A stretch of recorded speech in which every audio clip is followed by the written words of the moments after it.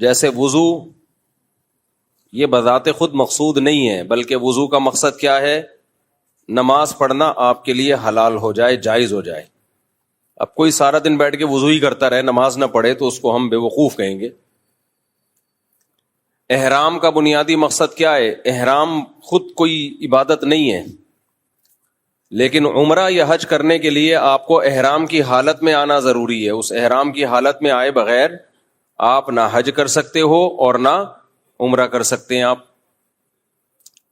اس لیے ان کو شرط کہا جاتا ہے۔ شرط کہتے ہیں کسی بھی چیز کا خارج وہ اس کے اندر نہ ہو۔ نماز کے ارکان کیا ہیں؟ قیام ہے، رکوع ہے، سجدہ ہے، تلاوت کرنا۔ وضو نماز کے ارکان میں سے نہیں ہے، بلکہ نماز سے باہر کی چیز ہے، اس لیے ہم کہتے ہیں وضو نماز کی شرطوں میں سے ہے۔ پاک ہونا، صاف ہونا، جسم کا پاک ہونا، باوضو ہونا، یہ سب چیزیں نماز کی شرطوں میں سے ہیں۔ اور کچھ عبادتیں ایسی ہیں جو بذات خود مقصود ہیں، جیسے نماز ہے، حج ہے، روزہ ہے، زکوٰۃ ہے۔ اگر آپ نے نماز نہیں پڑھنی تو آپ پر وضو بھی لازم نہیں ہے۔ لوگ ہم سے مسئلہ پوچھتے ہیں، غسل فرض ہو گیا، کیا رات کو فوراً غسل کرنا ضروری ہے؟ کیا غسل کیے بغیر ہم سو سکتے ہیں؟ تو اس کا جواب کیا ہے بھائی؟ غسل فرض ہے نماز پڑھنے کے لیے، تو اگر آپ نے رات کو عشاء کی نماز نہیں پڑھی ہے تو پھر تو فوراً غسل فرض ہے، تاکہ آپ کے لیے عشاء کی نماز حلال ہو جائے۔ اور اگر آپ نے نماز پڑھ لی ہے تو فجر کی نماز میں ابھی 5 6 7 8 گھنٹے باقی ہیں، تو فوری غسل کرنا فرض نہیں ہے، کیونکہ غسل عبادت مقصودہ میں سے نہیں ہے۔ غسل جو فرض غسل ہوتا ہے وہ کیا اس لیے جاتا ہے تاکہ آپ کے لیے فجر کی نماز پڑھنا حلال ہو جائے۔ تبھی جو پوستی لوگ ہیں فجر پڑھتے ہی نہیں ہیں، وہ 11 بجے اٹھ کے غسل کر رہے ہوتے ہیں، اور زیادہ پوستی پن پہ آپ آ جائیں تو کرتے ہی نہیں ہے وہ۔ تبھی غیر مسلموں میں یہ غسل جنابت نہیں ہوتا، جو غیر مسلم لوگ ہیں ان میں غسل جنابت نہیں ہوتا، کیونکہ انہوں نے نماز ہی نہیں پڑھنی ہوتی۔ ویسے ہی وہ صاف ستھرے ہونے کے لیے بات لے لیں تو ان کی مرضی ہے، نہیں لیں تو بھی کہتے ہیں کیا ہے بس چلو، ویسے تو پورا مہینہ گزر جاتا ہے۔ تبھی اسلام میں حکم یہ ہے کہ جب کوئی غیر مسلم اسلام قبول کرے تو اس کو غسل کرایا جائے، کیونکہ ہو سکتا ہے اس پہ غسل فرض ہو اور اس نے نہ کیا ہو۔ تو غسل ہو گیا، وضو ہو گیا، ان کی فرضیت کیوں ہے؟ تاکہ آپ کے لیے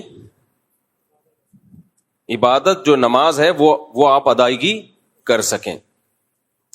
تو اب اس کو سمجھیں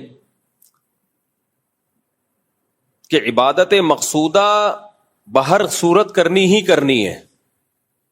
جہاد کس میں داخل ہے؟ عبادت مقصودہ میں ہے یا غیر مقصودہ میں؟ بولو نا، غیر مقصودہ میں۔ وہ بذات خود مقصود نہیں ہے۔ بذات خود مقصد کیا ہے؟ اللہ کا دین غالب ہو جائے، دشمن کا شر ٹوٹ جائے۔ تو اگر دشمن کا شر ویسے ہی ٹوٹ گیا، صلح ہو گئی اور دشمن نے ہتھیار ڈال دیے، تو شریعت بلا وجہ لڑائی کا حکم نہیں دیتی، بلکہ جہاد کے بارے میں جب ہم اصول فقہ کی کتابیں پڑھتے ہیں تو اس میں لکھا ہوا ہے کہ جہاد بذات خود، یعنی اول نظر میں دیکھا جائے، اول نظر میں، میرے اتنے سے بیان کو کلپ کاٹ کے نہ کوئی بنا دے، اتنی سی بات کو نہ چلا دیتے ہیں لوگ، پوری بات نہیں کر رہے ہوتے۔ پہلی نظر میں اگر دیکھا جائے تو فساد ہے، اس میں کوئی ایسا کام نہیں ہو رہا جو اللہ جس کو پسند کرتا ہو۔ مار کٹائی، قتل و غارت، معصوم لوگوں کی جانیں بھی جاتی ہیں۔ چاہے جب آپ جہاد کرتے ہو تو شریعت نے حکم دیا ہے کہ عورتوں بچوں کو قتل نہ کیا جائے، لیکن جب بھی بم گرے گا، آپ نے نشانہ تو دشمن کے فوجیوں کو بنایا، لیکن بم کے دھوئیں اور چھرے کہیں نہ کہیں تو پہنچیں گے۔ بم تو یہ تھوڑی دیکھتا ہے کہ بھئی ادھر پھٹنا ہے، یہ ادھر ادھر دائیں بائیں اگر کوئی بے گناہ لوگ گزر رہے ہیں تو ان کی قریب سے گزر جانا ہے۔ غریبی میں 2-4 معصوم لوگ بھی مر جاتے ہیں اس سے۔ تو انسانیت قتل ہوتی ہے، اس میں لوگ معذور ہو جاتے ہیں، گھر اجڑ جاتے ہیں۔ تو اس لیے علماء جو اصول فقہ کی کتابیں جنہوں نے صدیوں پہلے لکھی ہیں وہ کہتے ہیں جہاد میں تو خون خرابہ ہے اور اللہ کو زمین میں فساد پسند نہیں ہے, کسی بھی درجے میں پسند نہیں ہے. لیکن یہی جہاد بہت بڑی عبادت ہے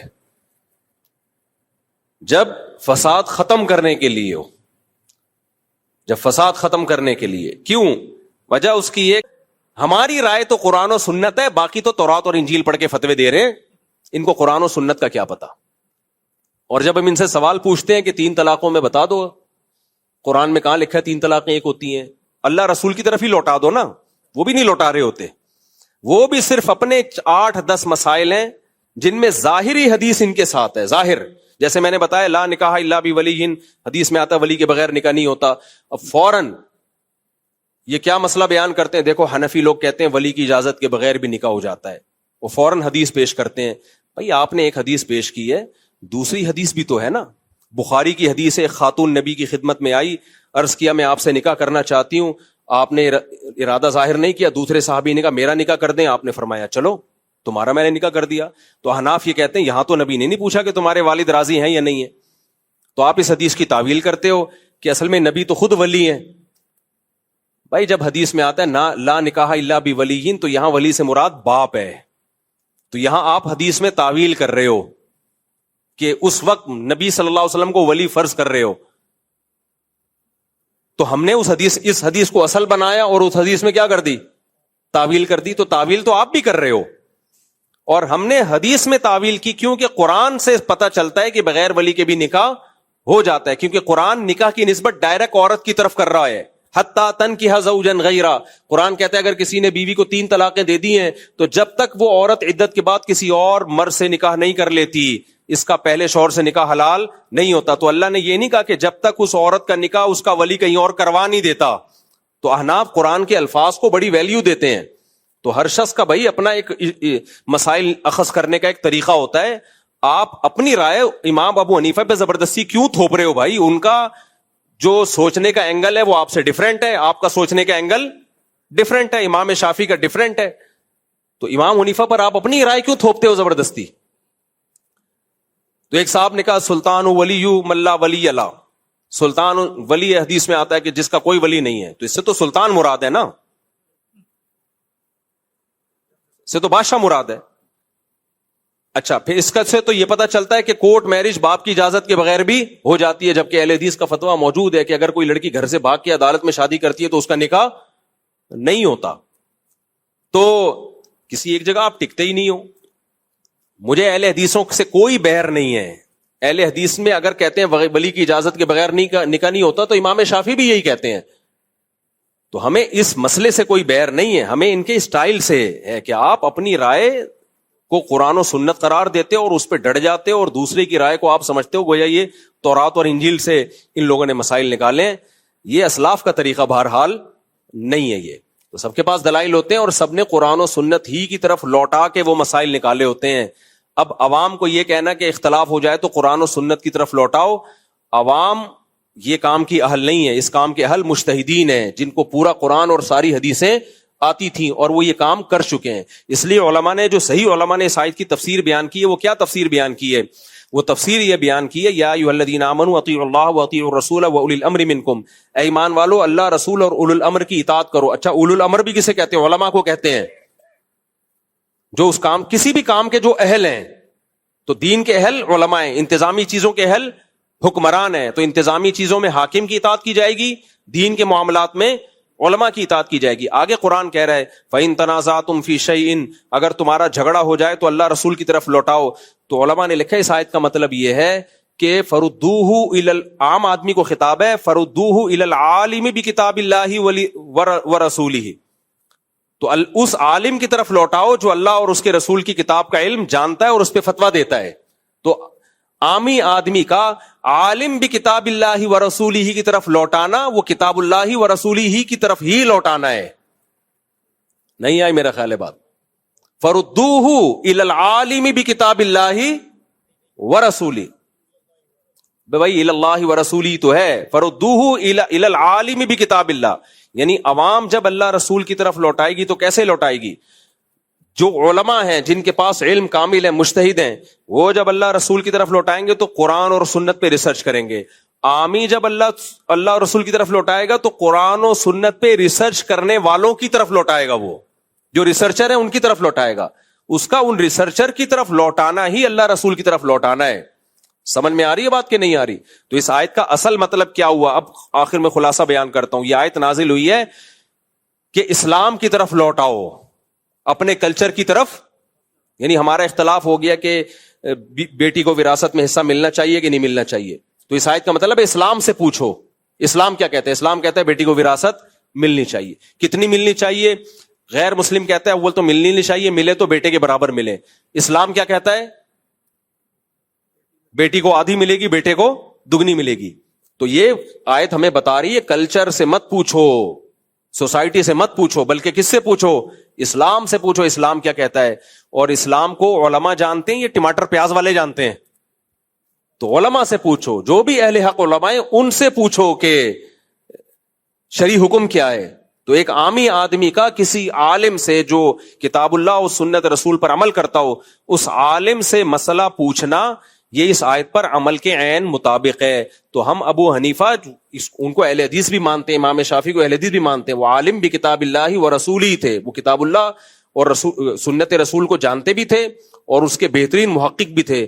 تو اگر کوئی شخص ابو حنیفہ سے, امام شافعی سے مسئلہ پوچھتا ہے تو اسلام ہی سے مسئلہ پوچھتا ہے, کیونکہ اس کو اہل حدیث بھی مانتے ہیں کہ امام حنیفہ تورات اور انجیل سے یا کلچر کو دیکھ کے, سوسائٹی کو دیکھ کے مسئلے نہیں بتاتے تھے, وہ قرآن و سنت کو دیکھ کے مسئلے بتاتے تھے. تو خلاصہ کیا نکلا؟ اے ایمان والو, اللہ رسول کی اطاعت کرو, اور اگر اختلاف ہو جائے تو اسلام کو فالو کرنا ہے تم نے, اسلام کے علاوہ چیزوں کو فالو نہیں کرنا. اور اسلام کو ٹماٹر والا نہیں جانتا, اسلام کو کون جانتا ہے؟ علماء, اور آج کے علماء سے زیادہ مجتہدین جانتے ہیں. تو اس آیت میں ابو حنیفہ اور امام شافعی جیسے مجتہدین کو فالو کرنے کا حکم دیا جا رہا ہے, ان سے ہٹایا نہیں جا رہا ہے. اس لیے کہتے ہیں علم کی تھوڑی سی بات ہو, 10 گنا عقل زیادہ ہوگی تو وہ بات سمجھ میں آئے گی, عقل نہیں ہوگی تو وہ بات کا آدمی الٹا مطلب لے کے جائے گا. اچھا میرے بھائی, میں اہل حدیثوں سے پوچھتا ہوں کہ اگر آپ کے 2 عالموں میں اختلاف ہو جائے پھر کسی طرح لوٹائے گا؟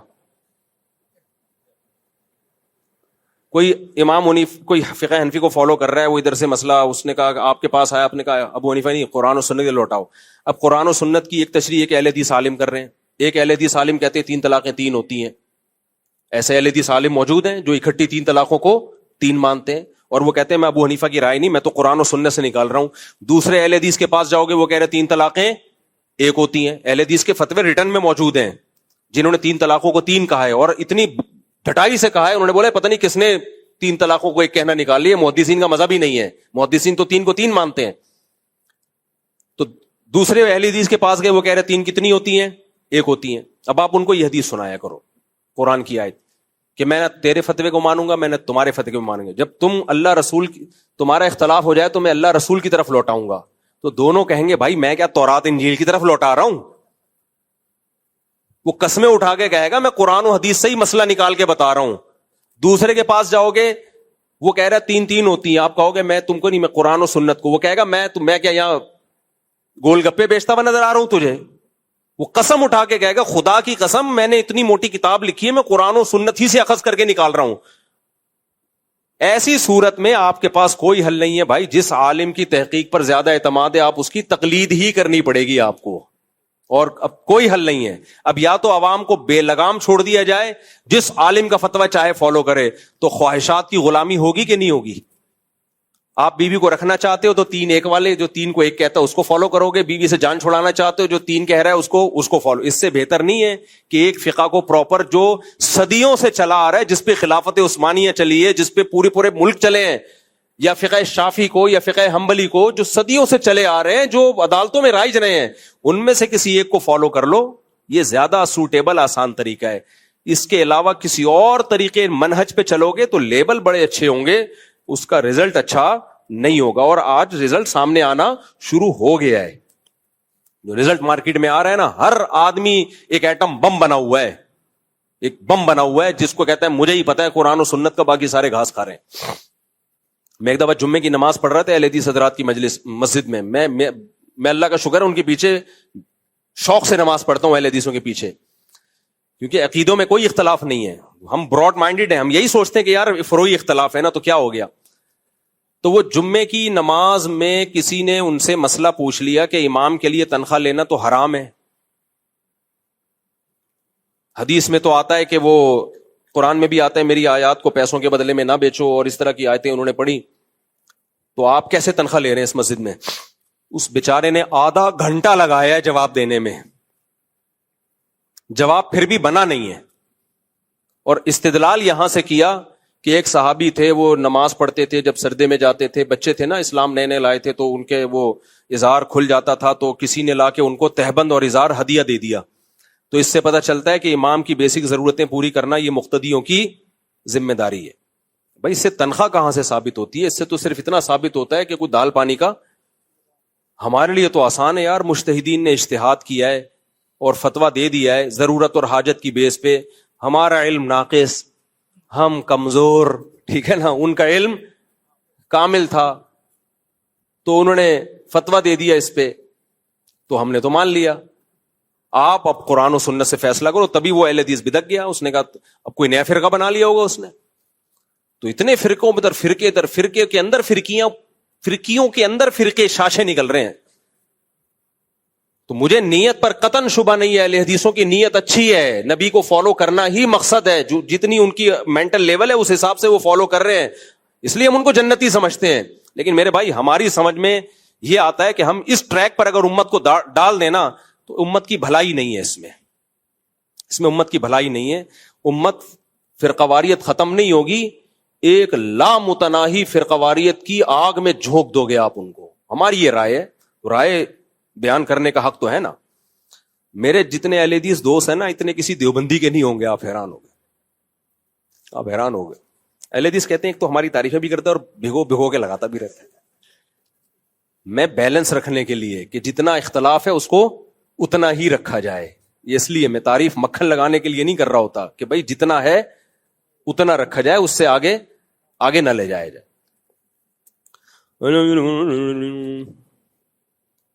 بتائیں یہ بات صحیح ہے غلط؟ آج اتوار کے دن بیرونی گشت ہوتا ہے. میں نے امیر صاحب سے کہا مفتی صاحب کے بیان میں جاؤں گا. امیر صاحب نے کہا یہ کام زیادہ اہم ہے.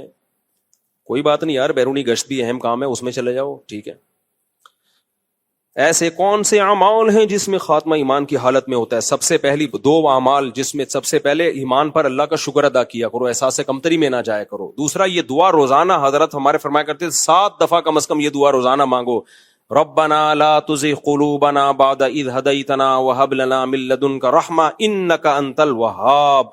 اے اللہ ہمارے دلوں کو جب تو نے ایمان کی توفیق دے دی تو ہمارے دل کو ایمان سے ہٹانا نہیں. یہ دعا مانگا کرو بار بار. اور تیسری ایک اور چیز, اسلاف کو, بزرگوں کو, علماء کو کبھی برا بھلا مت کہو, تمسخر مت کرو. جب آپ تمسخر کرتے ہو نا تو پھر اللہ ایمان کی دولت چھین لیتا ہے. کبھی مذاق مت اڑاؤ بزرگان دین کا, علماء کا. بعض دفعہ بزرگوں سے ایسا عمل ہوتا ہے کہ آپ کے سامنے اس کی کوئی لاجک ہوتی نہیں ہے, تو آپ کی کھوپڑی چھوٹی ہوتی ہے, اس لیے آپ ان سے بدگمان ہو جاتے ہو. تو ظرف بڑا رکھو تو جلدی بدگمان نہیں ہوگے آپ. تبلیغ والے ایک بہترین مثال دیتے ہیں کہ جب آپ بدگمان ہوتے ہو نا تو کیا ہوتا ہے, کسی نے مسجد کے باہر ایک کھونٹا گاڑ دیا تو آپ کہتے ہو دیکھو اس پاگل کو, گدھے کو پتا نہیں ہے کہ لوگ یہاں آئیں گے اور ٹکر کھا کے گریں گے. اس کی نیت پہ شک کرتے ہو.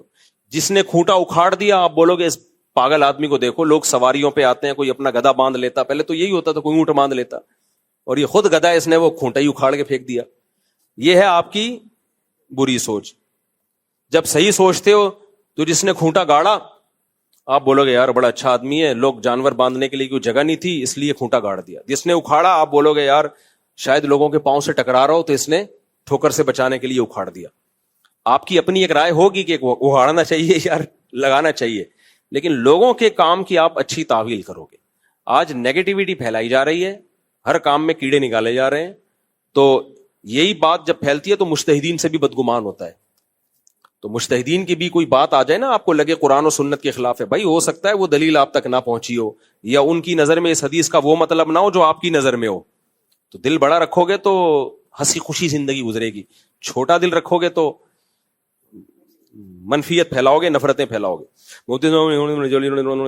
حیدرآباد سے آئے ہوں آپ سے, پورا فیشن شروع ہو گیا یار, جلدی آؤ حیدرآباد سے آئے, مسافہ کرنا چاہتے ہیں میرے بھائی. اس نیت سے داڑھی کاٹنا کے بعد میں داڑھی گھنی اور اچھی آئے گی, جائز ہے؟ جائز نہیں ہے, اور یہ فضول عمل بھی ہے. داڑھی کاٹنے سے کبھی بھی گھنی نہیں آتی, حتیٰ کہ کوئی شیو بھی کرتا ہے تو بھی گھنی نہیں آتی.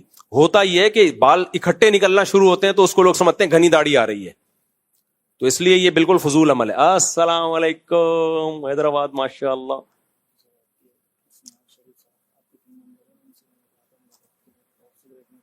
اف, ابھی سیکرٹ میٹر پہ ابھی بات نہ کریں, ابھی سیکرٹ میٹر پہ بات نہ کریں, ابھی جنگ ہو رہی ہے. ابھی ایسا نہ بم رکھ کے آئے ہوں سیکرٹ, بعد میں پھر وہ آپ کو الگ سے ٹائم دیں گے. کہہ رہے ہیں کوئی سیکرٹ میٹر پہ بات کرنی ہے. اس نیت سے داڑھی کاٹنا کے بعد داڑھی آ جائے گی. دیکھو ایک بات یاد رکھو, اگر کسی سے کوئی چھوٹی موٹی غلطی ہو نا تو اس کو بھی معافی پہ مجبور کرنا یہ بھی غلط ہے. جب میں نیا یہ امامت کے لیے آیا نا تو میں نے ایک لفظ ہلکا سا ایسا کہہ دیا جس سے تھوڑا سا مقتدیوں کی توہین جھلکتی تھی, تو کمیٹی والوں نے مجھے کہا کہ آپ معافی مانگے. میں نے کہا یار یہ میرے سے غلطی ہوئی ہے, میں آئندہ احتیاط کروں گا, لیکن یہ کوئی اتنی بڑی نہیں ہے کہ میں پبلک میں معافی مانگوں. تو کیونکہ دوسرے کی بھی عزت ہوتی ہے, آپ ایک دفعہ تنبیہ کر دیں بھائی یہ کرنے کا کام نہیں ہے, آئندہ احتیاط کریں. بس معافی منگوانے پر چھوٹی چھوٹی باتوں پہ مجبور کرنا تو یہ خود ایک غلط ہے, جس پہ آپ سے خود پھر معافی منگوائی جائے گی کہ آپ نے اگلے سے معافی کیوں منگوائی. تو کسی کو کوئی لطیفہ ایسا لگے نا کہ یار لگا ہے کہ مفتی صاحب یہ مناسب نہیں ہے, تو بس آپ اتنا بتا دیں مفتی صاحب مناسب نہیں ہے, مجھے لگے گا کہ یار تھوڑا میں آئندہ احتیاط کر لوں, کرنی ہوگی. اس پہ یہ کہنا کہ آپ معافی مانگیں یہ خود ایک بدتمیزی ہے پرلے درجے کی. کوئی اتنا بڑا کوئی فوش لطیفہ تو نہیں سنا دیا نا ہم نے, کوئی خدا نہ خواستہ کوئی, اب میں کیا مثال بھی دوں گا تو وہ بھی تو فوش ہی ہو جائے گا نا.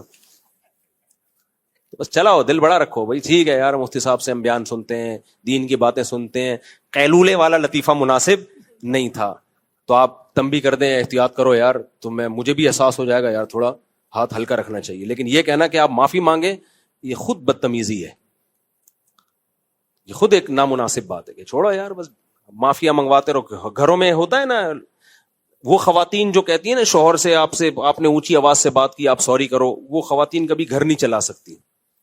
گھر کا سربراہ اونچ نیچ ہو گئی, بس آپ نے اس کو سمجھا دیا کہ آئندہ ایسا نہ کریں, کتنا کافی ہے. اس سے سوری کروانا, یا بیوی نے کوئی ایسی حرکت کی آپ نے اس کو ڈانٹ دیا سمجھا دیا, بس کافی ہے. اس سے کہنا کہ سوری کرو, مجھے اس سے بہت غصہ آتا ہے کہ یہ تو بڑھا رہے ہو آپ بات کو, چھوڑو یار سوری ووری کیا ہے کوئی, یہ تو روز کے گھروں میں تو روز ہوتا ہے نا. یہ ہمارے حضرت نے تو یہاں تک فرمایا, ایک صوفی صاحب تھے ہمارے مدرسے میں پڑھتے تھے, ماں باپ کے جب حقوق سنے تو بہت زیادہ نیک بن گئے. وہ ظاہر ہے ماں باپ کے حقوق بھی ایسے ہیں.